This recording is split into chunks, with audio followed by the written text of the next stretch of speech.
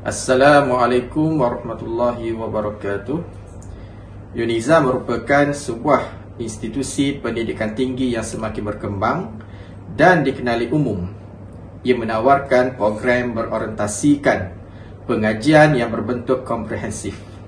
Justru, kaki tangan akademik menghasilkan penulisan mereka dalam pelbagai bidang sehingga ia dapat dimanfaatkan oleh orang ramai. Karya-karya ilmiah yang diterbitkan banyak menyumbang kepada perkembangan ilmu di rantau ini dan dunia secara keseluruhannya. Program dan aktiviti penerbitan serta mempromosi buku-buku yang dilakukan secara intensif memperlihatkan penerbitan di UNIZA kian bersemarak dan terus bersaing di persada bertaraf lokal dan global.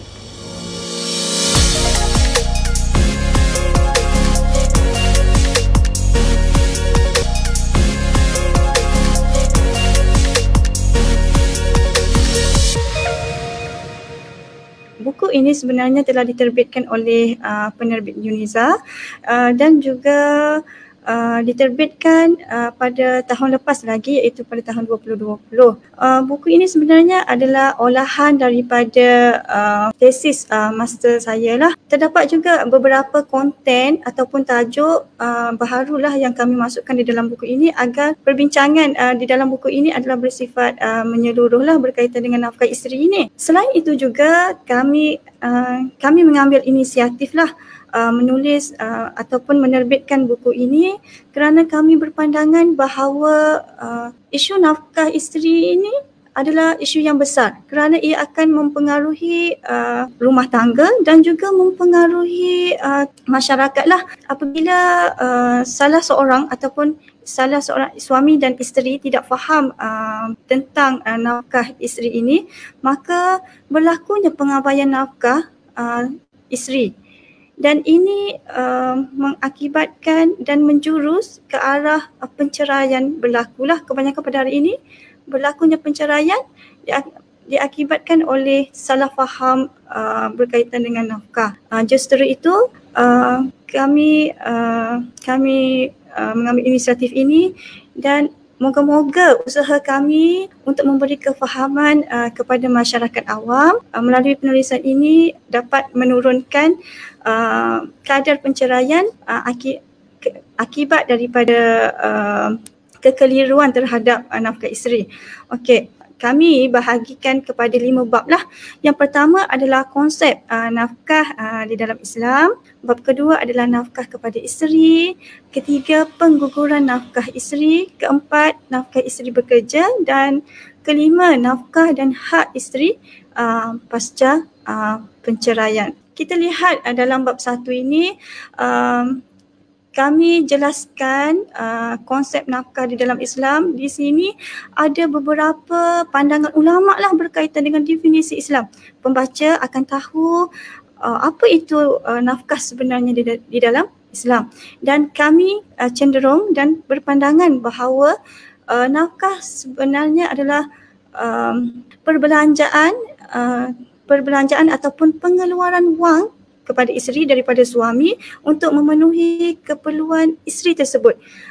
Contohnya makan minum, tempat tinggal, pakaian dan keperluan-keperluan lain yang tidak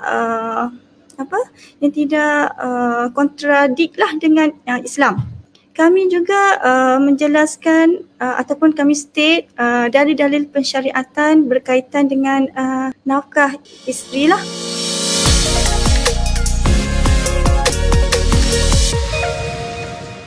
Assalamualaikum warahmatullahi wabarakatuh.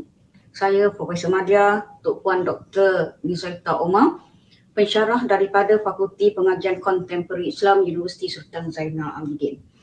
Hari ini saya akan mengadakan sesi bedah buku saya, iaitu buku yang bertajuk Merungkai Kaedah Solat Mengikut Permasalahan Kesihatan. Buku ini saya tulis bersama dengan Sahibus Samahah Datuk Mufti Negeri Terengganu, Datuk Dr. Haji Zulkifli bin Muda. Ianya adalah hasil penerbitan daripada penerbit Universiti Sultan Zainal Abidin Terengganu. Buku ini membincangkan 2 perkara asas, Yang pertamanya adalah berkaitan dengan solat. Solat yang dibincangkan dalam buku ini adalah meliputi solat fardu 5 waktu, juga solat sunat, dan termasuk di dalam perbincangan ini adalah solat Jumaat dan solat berjemaah. Perkara yang ditekankan dalam perbincangan buku ini adalah berkaitan dengan kaedah solat, iaitu berkaitan dengan rukun solat, dan yang paling utama ditekankan di sini adalah tentang rukun berdiri atau rukun qiyam. Adapun perkara asas yang kedua yang dibincangkan dalam buku ini adalah berkaitan dengan kesihatan. Kesihatan yang dibincangkan dalam buku ini adalah merumuskan kepada permasalahan kesihatan yang dihadapi oleh seseorang pesakit. Yang mana masalah kesihatan yang dihadapinya ini akan mempengaruhi bentuk pelaksanaan solat yang akan dilakukan. Dan dalam perbincangan ini akan melihat kepada beberapa perkara. Yang pertamanya adalah berkaitan dengan jenis penyakit. Antara contoh jenis penyakit yang dibincangkan adalah jenis penyakit yang menyebabkan seseorang itu tidak boleh berdiri. Juga jenis penyakit yang menyebabkan seseorang itu sentiasa berada dalam keadaan berhadas atau yang dikenali sebagai daim hadas. Selain daripada itu, juga membincangkan tentang sifat-sifat penyakit. Sifat penyakit di sini ada pelbagai bentuk. Antaranya adalah yang dibincangkan tentang sifat penyakit yang berjangkit. Dan juga dibincangkan tentang sifat penyakit yang mengeluarkan bau busuk yang boleh mengganggu kepada orang yang berada di sekitarnya. Juga termasuk di bawah perbincangan permasalahan kesihatan ini adalah perkara yang berkaitan dengan kadar kesakitan. Tahap kesakitan yang ditanggung oleh seseorang itu juga boleh mempengaruhi tentang pelaksanaan solat yang dilakukan. Dan begitu juga dengan proses atau tuntutan rawatan dan perubatan yang dilalui.